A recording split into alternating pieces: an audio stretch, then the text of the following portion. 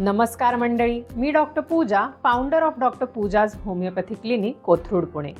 घरी BP check करताना होणाऱ्या या 10 कॉमन चुका करणं टाळा.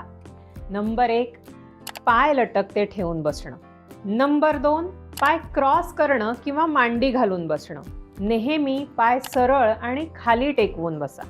नंबर 3, ब्लॅडर फुल असताना बीपी चेक करणं. लघवी लागलेली असेल तर रीडिंग जास्त येऊ शकतं, म्हणून आधी ब्लॅडर रिकामी करा.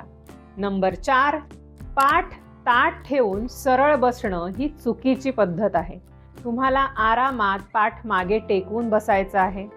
नंबर 5, कफ कपड्यांवर लावणे. कफ थेट हातावर लावावा. कपड्यांवर लावल्यास रीडिंग चुकीची येऊ शकते.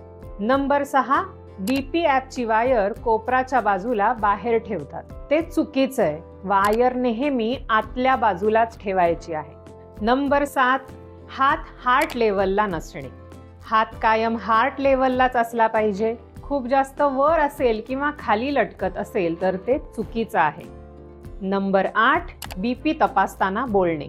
नंबर 9, चहा कॉफी पिऊन अर्ध्या तासाच्या आतमध्येच बीपी तपासणे.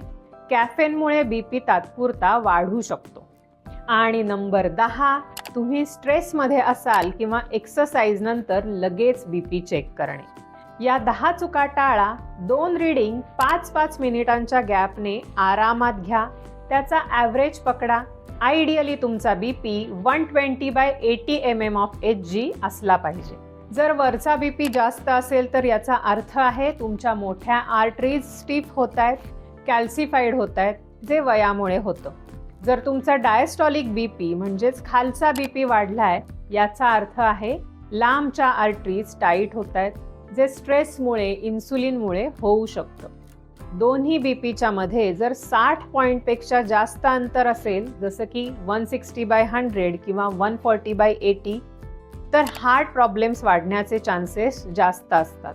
मॅग्नेशियम शरीरात नायट्रिक ऑक्साईड वाढवायला मदत करतं, जे रक्तवाहिन्या लवचिक ठेवून हार्ट हेल्थ सुधारतं.